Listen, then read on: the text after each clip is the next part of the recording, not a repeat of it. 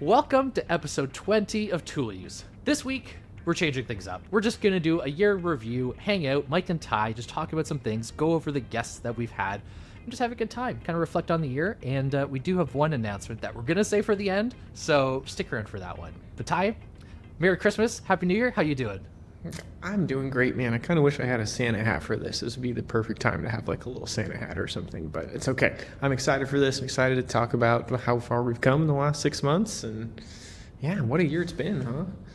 Yeah, no kidding. First episode went out at the start of August. Every Tuesday since then had 16 guests on, all from different perspectives and backgrounds, and doing some fun stuff from the very basic to some really out there things. So it's been fun. Really happy to reflect on it and just kind of, feeling grateful for the opportunity we've had here. It's kind of crazy the quality of guests we've had too.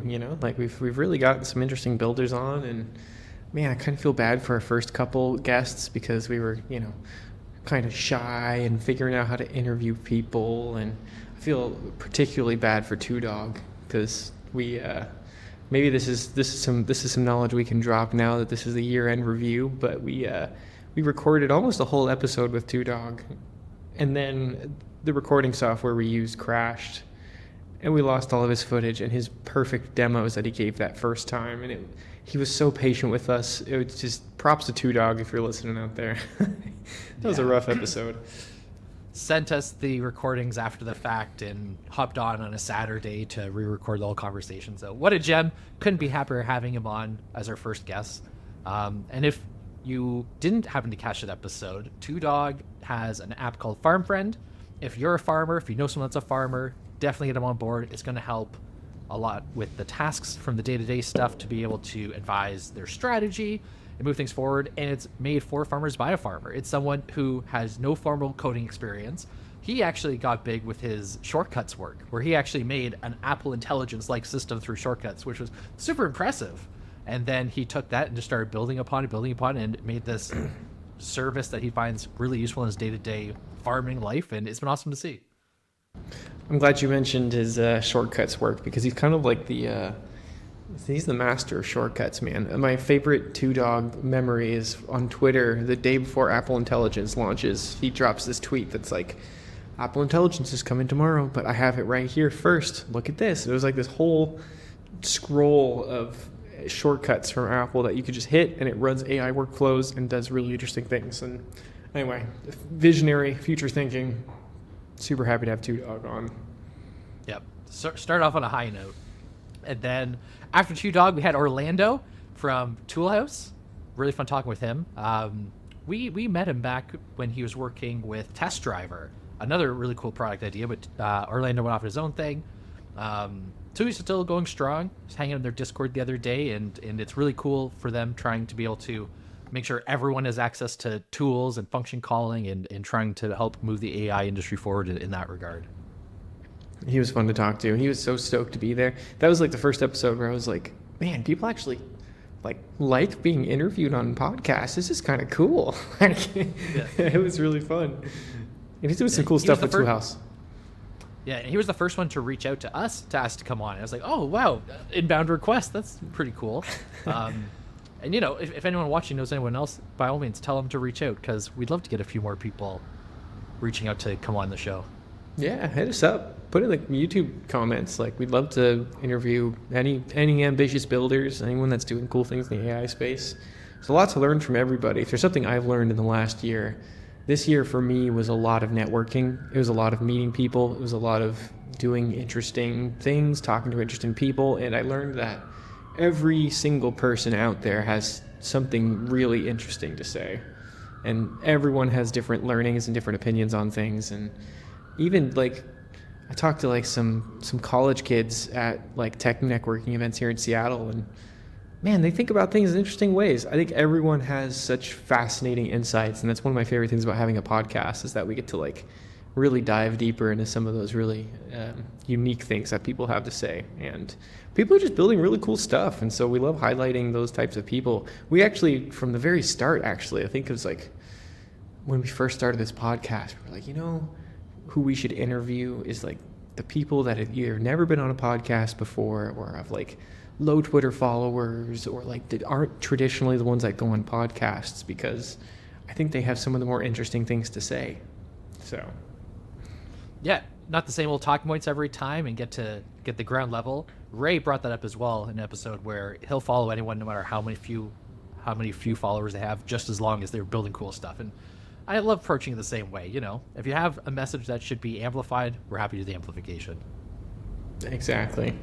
And boy, if we amplified some messages. Yeah, Orlando was fun. I loved the tool house thing too, because it was so related to tool use. I also just maybe so if this is our reflection episode, right?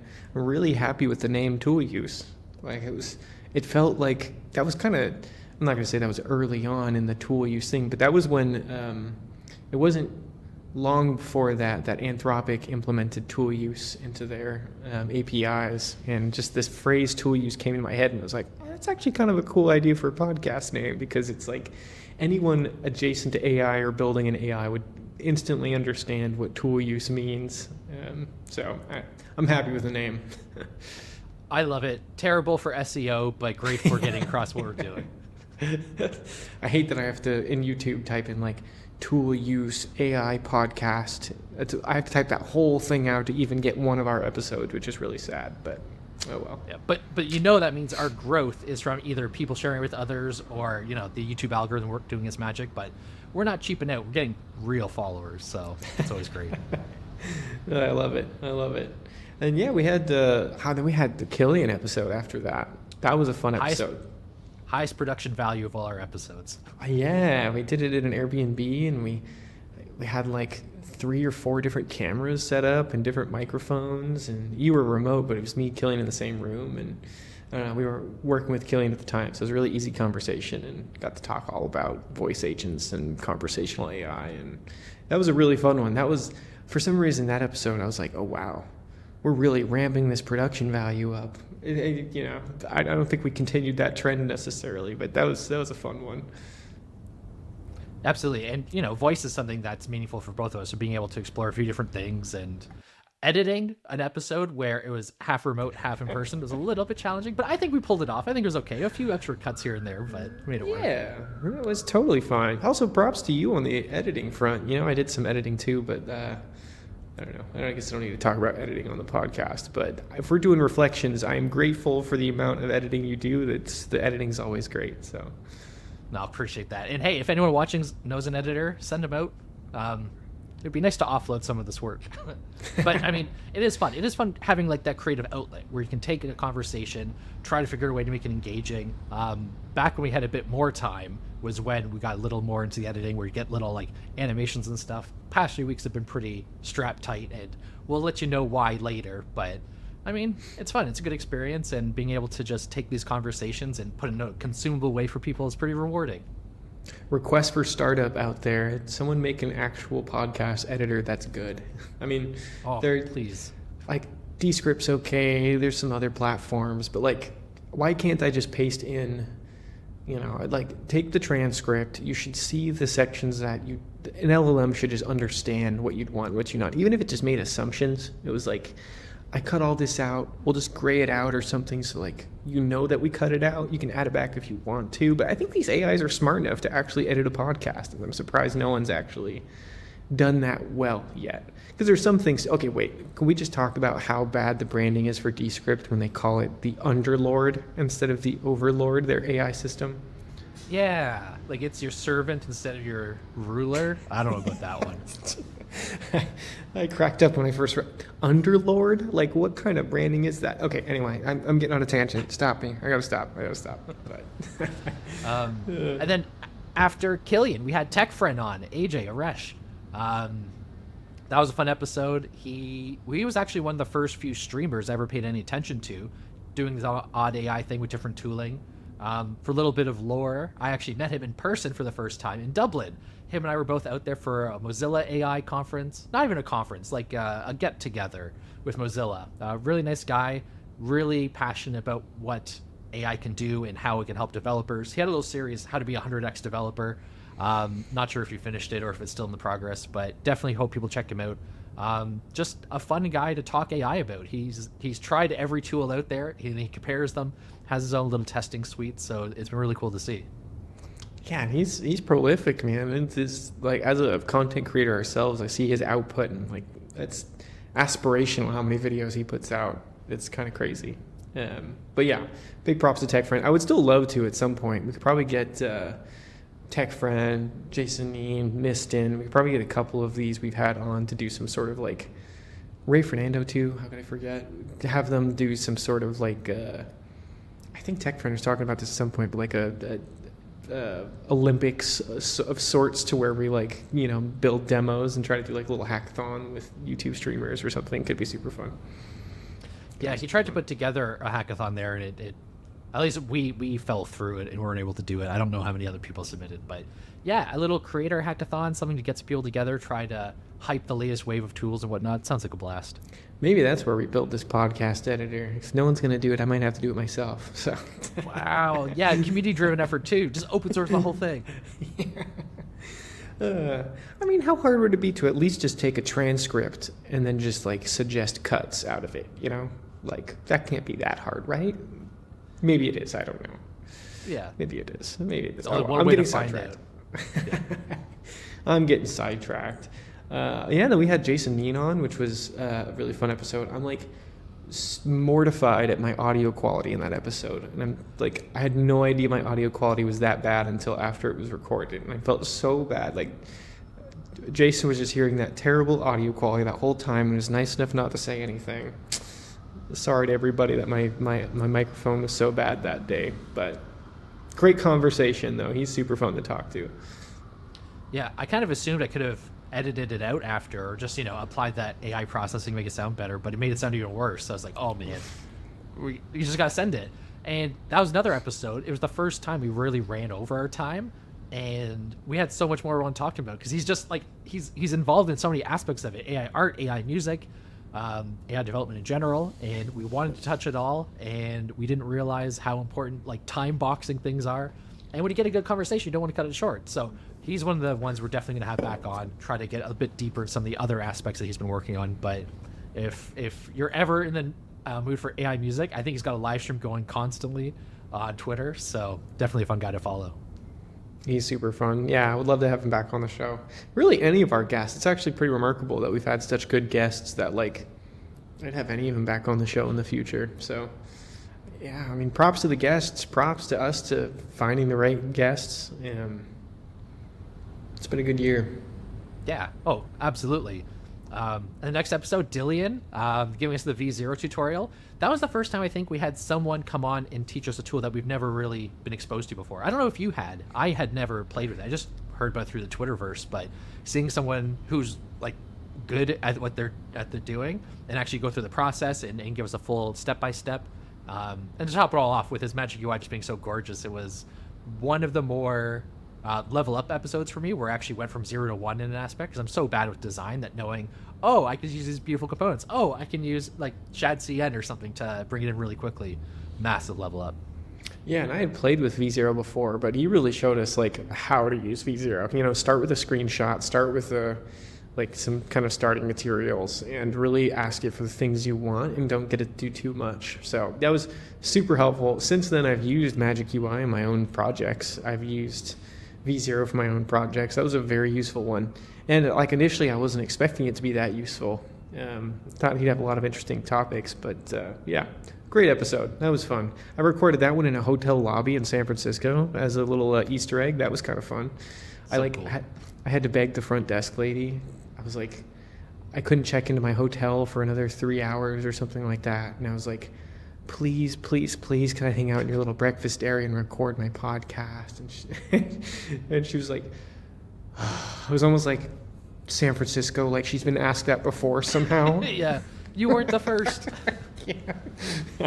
She was, I don't remember her name, but shout out to her. I wouldn't have been able to record that episode if I didn't have that. That was during Dev Day, so anyway, good times. A little Easter egg there. Yep. Well, appreciate the dedication, man. You've done a few off-site recordings, so always appreciate making it happen. Yeah, even today I'm downtown Seattle right now, so in a beautiful place downtown. So anyway, that's the beauty of modern day podcasting. Don't really need like a whole setup. I mean, I would love to at some point do a real in-person episode with you, Mike, where we had like a actual studio and we could actually like look at each other through these things. But one day. Until then, this is great. I mean, we are making it work, but yeah, the ability to have like real reactions from each other and just play off, and I don't know, it is different in person, but we make do. We'll figure it out. Though they will in 2025 be a couple in-person episodes, that's for sure. Heck yeah, I hope so. Yeah, and then we had Jake from Mentat on, which was pretty fun. He showed me. We actually use Mentat now, like actually in our personal projects. So we have a little Mentat bot. It goes off and does little issues for us, and it's actually pretty impressive. So big props to the Mentat team. And yeah, Jake was super fun to talk to. Yeah, if you go to the To-Use AI pip package in the Git repo, Ty's the top contributor, me number second, and then Mentat comes in third. So I hope more people try it out. It's you get a few free issues and PRs every single week, so you can try it out, see what you like about the quality. But it operates in the background. You don't have to like really take care of it. You can go review and leave comments on the PR as you feel, as you get some free time and just as you see fit. But you don't have to constantly babysit it or handhold it. Heck of a lot cheaper than Devin, but that's a conversation for another day. But yeah, it's just they're a cool team, cool guys, and they put out some good products. So I liked having them on. Plus, Team Vim, getting a little Neo Vim tutorial. I was really hoping it would be like intro to Vim. This is how we can get Ty on board versus like this is how I do like deep AI work on it. I mean, I loved it, but it was relatively advanced. I was just about to touch on that. It was like recording the second half of that episode, and we were talking about NeoVim, and I was like, oh my god, NeoVim, I don't know what I'm doing. But yeah, it was super fun. I still really want to learn NeoVim. I really should. I so subscribe to the keyboard first thing, but I think I gotta walk before I run here and learn NeoVim basics first. Yeah, that was diving into the deep end rather than learning how to swim. So maybe not the best initial exposure, but you'll be able to refer back to it after you do a few more tutorials, and it'll be very helpful. There we go. Yeah, then we had Richard on from OpenAdapt. That was a fun episode, and actually to date our most popular video. Yeah, that was a good one. Learned all about autonomous agents. Learned all about computer control and automating different processes, and yeah, it was a fun one. I loved it. I had a lot of fun. And for background there, first time I saw Richard talk was in the Cohere office at a build day in Toronto, and he presented his OpenAdapt using some part of Cohere. I forget what it was the re-ranker, and it was really cool. So we just kind of kept in touch. He was eager to come on. He's very eager to come back when he's got an announcement, so that can be something we look forward to in the new year. But yeah, it was just a fun, easygoing conversation. We both had good demos too, and the whole thing just flowed well and got a little viral. It was our first video that like we got super excited about for the exposure it was getting. Yeah, like you said, still a top performer, but yeah, that was a really good one. I liked it. And plus, when he goes into the initial like inspiration, the example of being in medical tech, that's a huge driver for me. Being able to take our non-medical work and be able to put it in a situation where it helps advance medical tech is so meaningful to me. Like being able to try to produce these goods that help humans be healthier and live longer is very rewarding. So OpenAdapt having that origin story really just tugged at my heartstrings. So very excited to see his success. That was fun. Yeah, Mike was sending me screenshots of our YouTube analytics that whole week. Being like, bro, this episode's going crazy. It's pretty fun. I love that. I love graphs. You do love your graphs. It was fun. Yeah, we had Jason McGee on from Plock, and that all started because I just kind of used that little app just as a demo, and I was like, oh, this is actually kind of fun. And then I think, did you like send him the recording of that or something, or something like that? Yeah, I said Plock got a good shout out on tool use. Do you want to come talk? And he was like, yeah. Learned a lot about how to ship quickly. Yeah, that guy ships. Yeah, it's pretty fun. Yeah, a lot of good life lessons and like productivity lessons in that one. Yeah, yep, definitely a good one. That was one of those ones where we got off the call and I was like, man, I need to need to work way harder. It was a fun one. Yeah, I mean, it's good to get exposure to that. Make sure you get the ins and outs. Plus, seeing people's workflows, I think, is a really valuable thing. I've been talking to a couple of people, and they really liked seeing that, because product demos are one thing, but being able to see how experts work can give inspiration. It can give tips. So hopefully, have a bit more like that as well. I also love that he was like, you know, one of the brighter AI engineers in the space, and so like lives and breathes AI. Yet the demo he wanted to show had nothing to do with AI. It was all about just like fast feedback loops from development. So I thought that was really interesting, because I really thought he was going to have some sort of AI demo or something, but it was almost better, where he showed us his little instantaneous hot reload of his little dev editor thing. Super interesting. So that was a fun one. Yeah, and then we went to Murat after that. Yeah, that went all about AI marketing. Admittedly, a weak point of mine. Decent maybe at marketing, but boy, he lives and breathes that stuff. And it was super interesting to hear the way he goes about things and the way he crafts prompts to try to make his content sound like particular writers was really interesting. Yeah, that was a fun one. Yeah, and even again with the workflow, how he would use, I think it was like 5 or 6 AI tools within his flow, where he used Perplexity to do some research, and then he'd get the author he wants to emulate or be inspired by, and then feed that into, I think it was a Claude project. Then he used Google Vertex for a bit. I'd have to go check the episode again, but yeah, it was really neat just seeing how someone who had no traditional training in AI is able to dive deep into the research papers, really grasp the core concepts, and then through iteration of just putting into practice, be able to figure out these are how you can get the results you want, and then applying it to something like marketing, where a lot of times now you'll be cruising online and see something that's so blatantly AI written, it's just a big turn off. Like, you see slop out there just like cluttering your feed, and you want nothing to do with it because you know how insincere it is. But then you get some that is just really well crafted, and you're like, I don't know if that is or not. So, it passes that first initial filter, and then you're able to just scale massively. So, especially, he was talking about one of his either personas or one of the brands they're working for is in the marijuana space. And there's always a little like hit and miss around the built-in guidelines and restrictions that these models have, but he figured out a way, and it sounded great. So, yeah, Murat was fun. And then we had Ray Fernando, which was a ton of fun. It's crazy. I'm looking at this list of guests we had on, and I saw Ray Fernando, and I was shocked to see that name here, because that was 6 episodes ago. Crazy. Like, Ray's episode was 6. The ending of 2024, man, it's just absolutely blowing by. Oh, also, okay, side tangent. Give me a second. I read this really interesting thing, which totally makes sense, but like, when you're a kid and a year goes by, the year seems extra long. And with each year that goes by, technically it's, less of the duration of your life. And so years go like, the years start coming and they don't stop coming, they start going faster and faster. I totally feel that now. Like, this last year went by so much faster than the year before, and it went by so much faster than that year.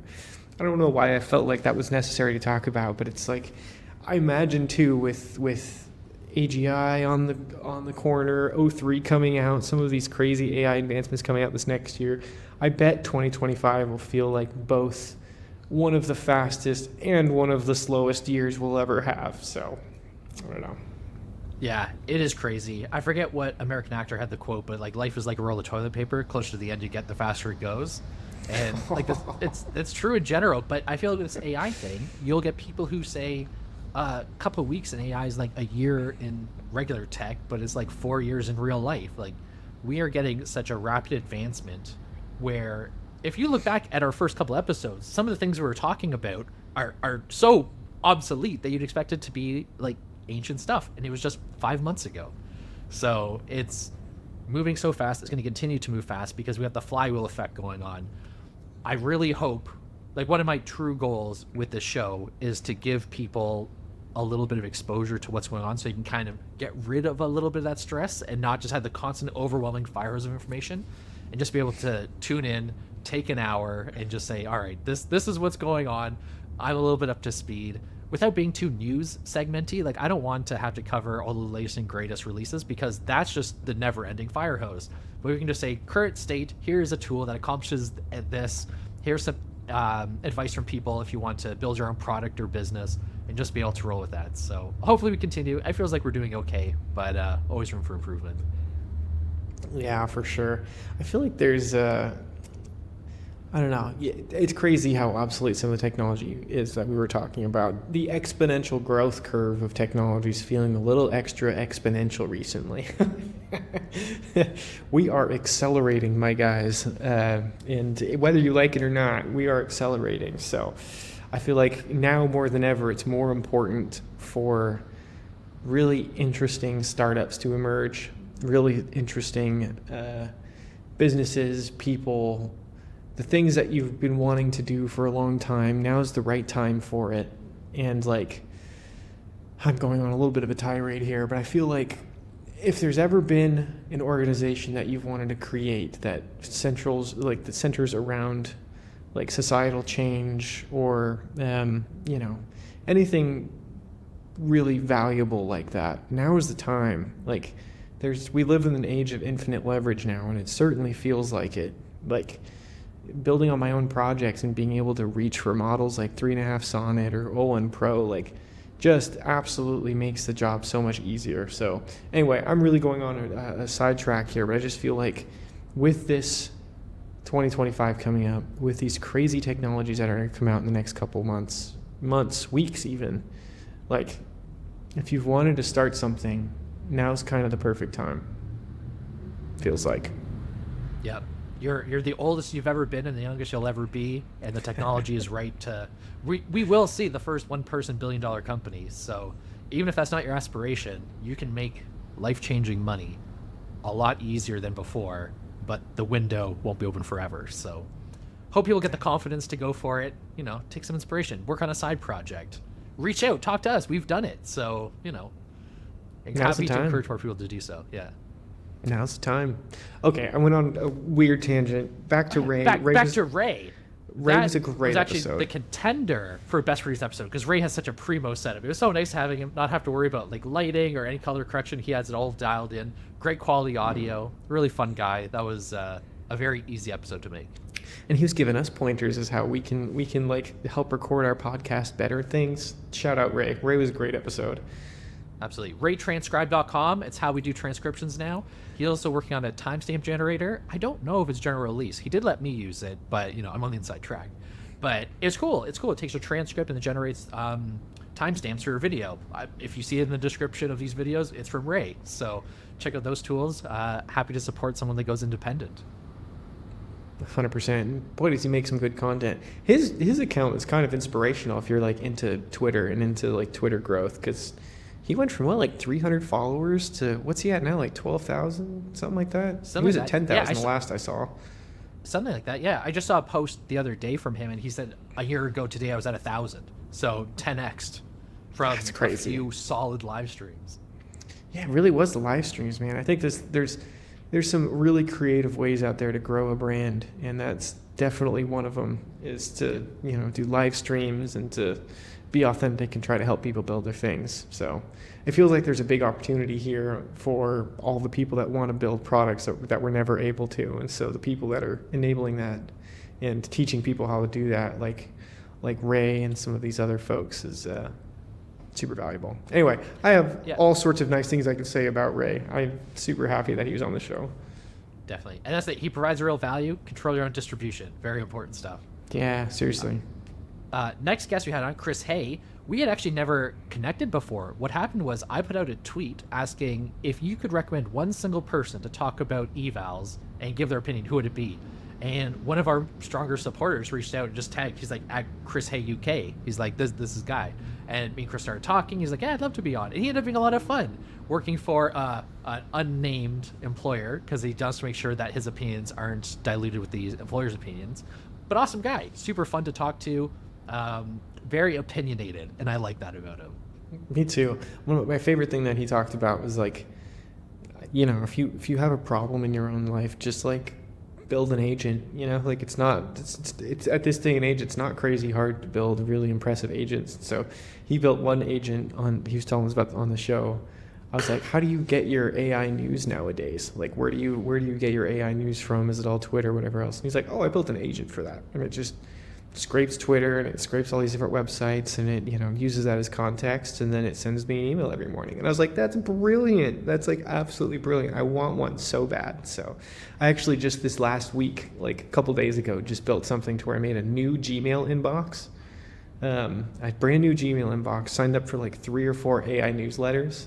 And then every morning at 6 a.m. I have it run, and it takes all of the context from that particular email, summarizes it, and then tries to make some tweets for me based off of it. Nice. All of the tweets are garbage right now.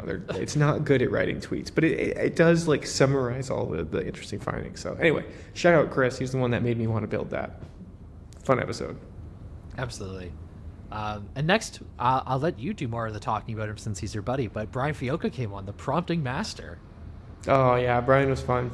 So I've been friends with Brian for a little while now, and he's one of the people that kind of inspired me to get more into prompt engineering, because he's built some really impressive things with prompt engineering and just prompt engineering. Like just one big system prompt can get you so far, and dynamic system prompts, adding actions within system prompts, giving it like lots of interesting concepts. Like he had a concept of just like, what if the shared context between the AI and the user is just a Google Doc? Like, just go update the Google Doc, and you don't have to send a message to the AI. It just knows, Google Doc updates, and so does its context. Really interesting ideas there.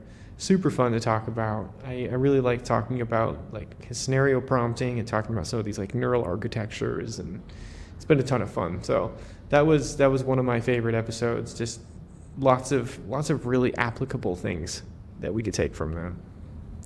Yeah, and even just getting inspiration for different types of prompting, where instead of just going down providing extra examples like multi-shot or whatnot, but thinking more abstractly about how you would engage with a human, or what would go on with humans' thought process, and how you can try to trigger aspects of the latent space and make connections through different aspects of your prompt is so like innovative, and it was really cool to get that exposure. And I'm glad we were able to have someone like him on, because normally you take people like that and you lock them up at your company and keep those secrets to yourself. So for him to be able to come on and just like spread a bit of the knowledge, teach people a thing or two about how to think about prompting, I think was immensely valuable. I just saw him like 2 hours ago too, and he says he wants to be back on the show. He even joked, he was like, well, if you need a guest on today, let me know. And I was like, no. this is our episode today. But yeah, we haven't done this in like 2 months, so we gotta catch up. I miss our solo episodes. Maybe we should do these a little more often. But not to say the guests aren't great, and I love talking to guests, and I love learning more about people, but also I like just bantering too. So yeah, and just on the note, I think the same goes for demos. I have missed it. The free time to make an arbitrary demo isn't what it used to be, which is very unfortunate, but it's fun. It's fun to just try a new technology. One of the reasons we did this was so we could force ourselves to build. So we'll try to keep, a demo at a regular cadence, a Just Us episode at a regular cadence, but we'll see what the new year brings. Yeah, I think if for anyone that's still listening, like if you have ideas as to what we should cover, or if you want to be on the show or know someone that wants to be on the show, or less of this, more of that, we're super open to all of this. Just like throw it in the YouTube capture, YouTube comments, and we read every one of them. And so there's, I think, a lot of change coming to tool use, but there's also a lot of consistency that'll stay the same. And we want to do one thing a week. We record one episode a week and learn as much as we can from ambitious builders. That won't ever change. But if you have any ideas on what the future tool use should look like, we're all ears. Yep. Well said. Pulling it back to the guests. Niston was the next one. One of our more technical episodes, Big Brain Niston teaching us a thing or two about small local models. Very first time I encountered him, also in Toronto, at an open source AI meetup where I spoke at.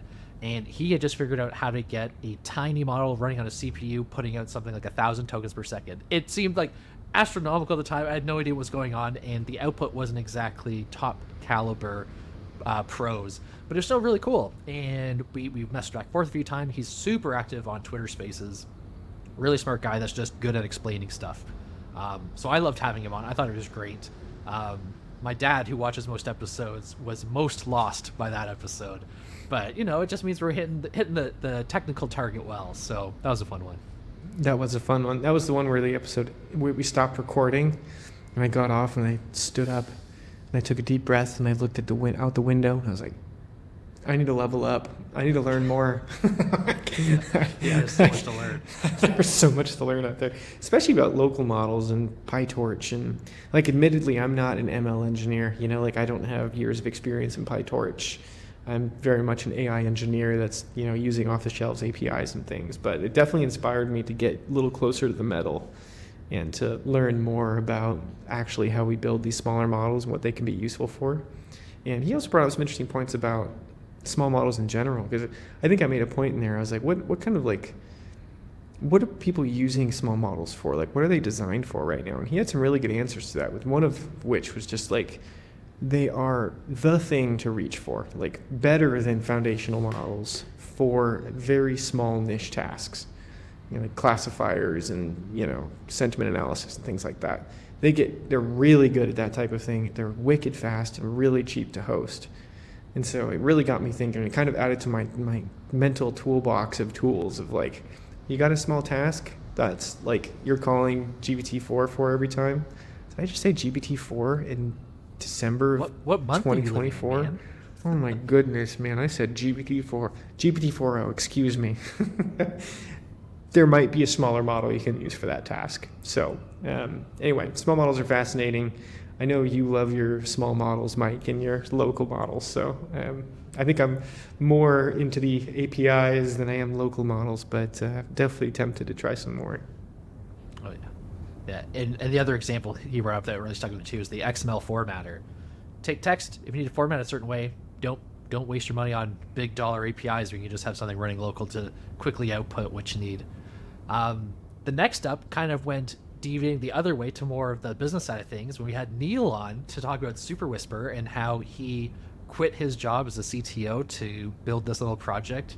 And I think we mentioned on that episode, but Super Whisper is the third most mentioned tech product on this after Claude and Cursor. So I mean, all it is voice transcription. Super easy. Whisper's out there, people can use it, but the UX of Super Whisper and the ease of use is absolutely perfect for our workflows. We can just give our long rambles into a prompt and just interact with our computer with voice. And it's a really good product. So I was glad he came on and kind of shared some of his perspectives on taking that plunge and how others can do the same as well. Yeah, and also how the challenges of being a solo founder and, all of that type of thing. We asked him about what are the hardest parts of being a founder of an AI startup, and he was like, honestly, it's the Stripe and starting the company and all of the administrative work, which I wasn't expecting that answer, but that was really, really good answer. I kind of fangirled over that because I was I use Super Whisper all the time, and I was like, oh my gosh, I'm so excited. I use Super Whisper all the time. It was pretty fun. But yeah, Neil's a great guy. I hope he keeps pushing updates to Super Whisper because I download every one of them as they come out. Yeah. And for a little behind the scenes there, that was actually an episode we recorded in the same house, but we didn't get the audio figured out, so we didn't want to do it in the room together. But Ty made a little trip up to Canada and got to experience a nice Canadian winter, and that's why in the episode you're wearing your jacket. Oh, it was so cold. It was so cold. Mike's house is beautiful, and it's in a beautiful city in a beautiful part of Canada, but it's very cold. Gotta have the fire going. Yeah, I had my full jacket on and everything. I was shivering in the episode, but no, it was fun. It was a great Canadian winter experience. And then, then we went on to the episode last week, which was a fun one with Francisco. I had a blast with that episode. Yeah, he's one of my favorite people in the space. He's so down to earth, and he's got a good head on his shoulders. And I don't know, he's one of the people, when you talk with him, he wants everyone to win. It's not any, hyper competitiveness at the expense of others, but he wants to help his group, his country, his community thrive. And I think it just comes off in the way he talks. And yeah, really happy to have him on, and really hope we get to see him in New York soon. Yeah. Oh yeah, I hope so. I hope we get to go to that New York AI engineer conference. It'll be super fun.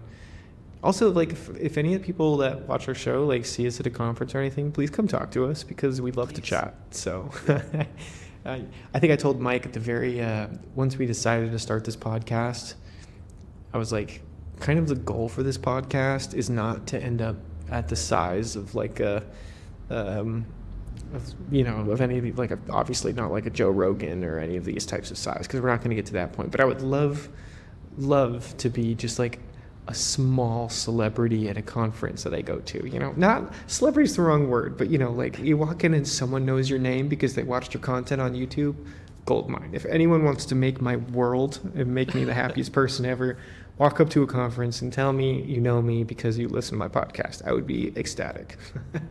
Yep. Goals. Anyway, yeah, crazy year, man. I guess that's all of our guests we've been through, but that was a lot of content even just now, just recapping what we've been through for the last 6 months. Super fun.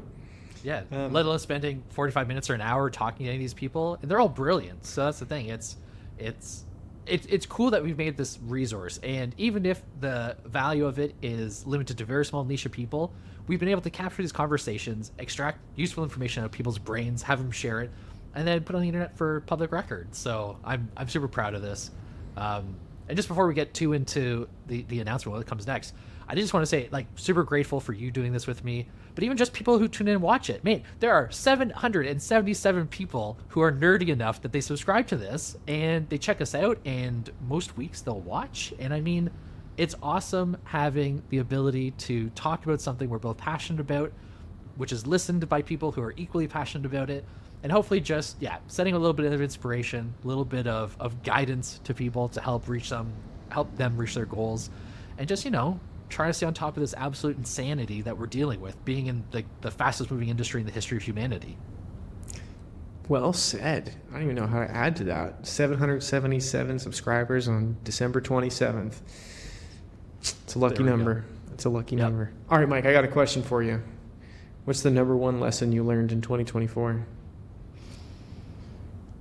I would say it's less of something I've learned, but more something that's been reaffirmed with me. I also wish we prepped this ahead of time, but it's that the speed of development and iteration matters a ton. There is no way that you can go out and set a plan that takes you months to do and then start to execute it and have anything of relevance anymore.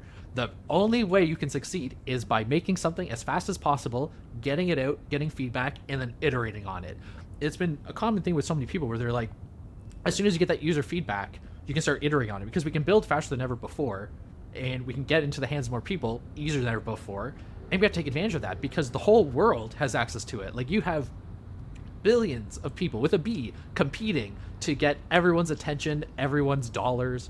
And the only way that you can seriously contend in this new world is to build fast, ship fast, and iterate. So that's been something that's been, you're aware of it before, but it's just been absolutely stamped into me now that this is the way forward. This is what people have to do. Well said. Clip that. Put it on YouTube Shorts. That was great. There we go. Yeah. Same question back at you.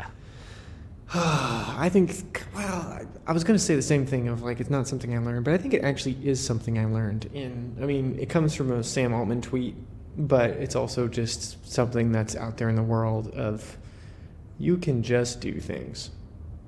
You can just do things. There's so much power in that little sentence, and it, like, some of the power to me from that kind of concept is that, like, I think there's a lot of fear to do things that you're either not used to or that you're scared to do, or maybe you don't have enough experience to do. But, like, man, like, you can go really far by just doing, if you just do something, you've done more than most of the world ever has, and I'll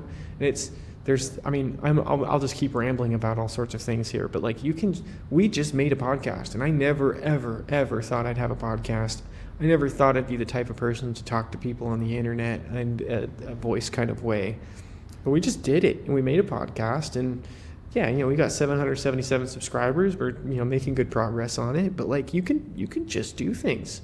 I think that's just such a valuable lesson. And I think part of that comes with this you can just do things is the classic Steve Jobs quote from one of his, I think it was an interview with 60 Minutes or something, but he said something along the lines of like, the world is built by people no smarter than you.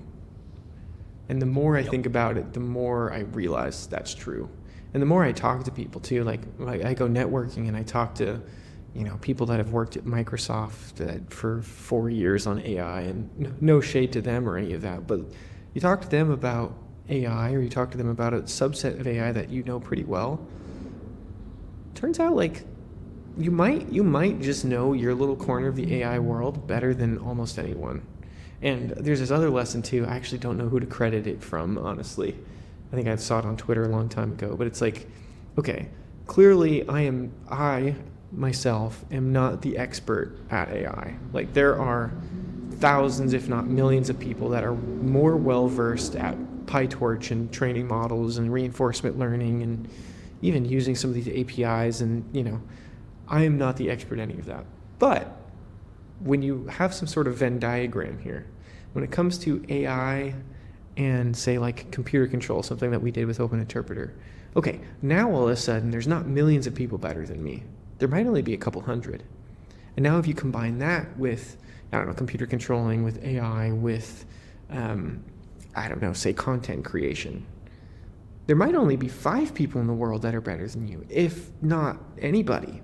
The more little Venn diagrams you can create, the more niche you can become in a particular region, you become exponentially better than a lot of the people out there in the space. And that's something I wish someone told me earlier, of like, if you live in a little area to where you understand a couple different areas better than anybody else, the combination, the center of that Venn diagram, you might be the world expert in the center of that Venn diagram. No one's going to give you credit for that, but you don't need the credit. You can just do things. You can take that expertise that you have in these weird niche subjects, and you can just do things. Create a company, start that podcast, talk to that person, reach out to people. Another lesson is to, like, if you want something, just ask for it. Most of the time, people will, hear you out, especially through Twitter DMs. Anyway, I'm going on and on. I just feel like you can just do things. You're way smarter than you think you are. The people you look up to are probably not as smart as you think they are in your head. They're probably brilliant people, but you're probably holding them as God-level status when they're really just people, and they can only focus on so many things in a day, just like yourself. So anyway, have the confidence to just do things. Become the world expert in your domain and see what 2025 has in store for you, because those type of people, 2025 will reward the people with the highest agency. In a world of agents in 2025, those that are the most agentic will get the most rewards. So Yep. Well said. Absolutely. I didn't know how to continue that, but yeah. Nailed Just it. do things. And it's true, man. Agency is going to be massively important. People taking charge of their lives. Nothing can be taken for granted anymore. It is a whole new world with so many possibilities. And as scary as that is, it's equally exciting. Super exciting. If you even have a lick of technical competency right now, the world's your oyster right now. Like, it really is. Never before have investors wanted to throw money at so many different projects. Never before have businesses been so excited by a new technology. And I guess this for me specifically, but also for some of these other people listening, like, if you've been working with LLMs for more than a year, you're probably smarter about LLMs than probably 70 or 80% of anyone on the planet. Like, anyone on the planet. And that's actually pretty generous. I feel like it's probably more like 98% of people you're smarter than. And if you work on LLMs for 2 years or 3 years, man, like, I've been building AI apps since, pretty much. I've been building AI apps since 2020, early 2021 when GPT-3 API came out. And it didn't hit me till recently when it was like, oh dang, like, almost everyone that you know that's working in the LLM space right now started after that. It's like, I don't know, I'm tooting my own horn and I shouldn't, but it's like, just even a couple years in this space gets you so far ahead. And even if you don't know anything about LLMs, which I doubt, because if you're watching this podcast, you probably know something about it. But if you don't know anything and you started today, you'll have more experience than the 40% of the planet that's going to start learning this stuff in the next 2 years. So there's never been a better time to start. There's never been a better time to make the jump, take the risk, do the thing you've always wanted to be doing, ask people for help when you need it, ask for money when you need it. It's the time to go out there and get it. Absolutely. Well, on that note, speaking of going out and getting it, do you think we should make a little announcement? I guess if anyone's still listening, let's tell them. So Ty and I have decided that we're going to start a company, Anetic. And what we're doing is taking all of the lessons we've learned over a time of tool use and our time working in the AI space, and we're developing a system that we think to be very helpful. Now, we're still in stealth. It's very early. Got a few things to figure out, but we're very excited with the progress we're making. We can't wait to share more with you. So that will be coming in early 2025. We encourage you to stay tuned for updates and whatnot. But feel free to reach out, ask us questions. We want to be a little bit coy right now, but we're definitely happy to share a little more with the right people. So feel free to reach out. Anything else that you wanted to mention?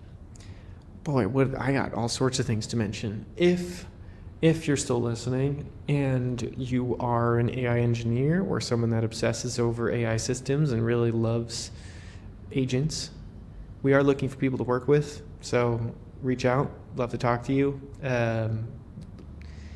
Would love to work with really intelligent people.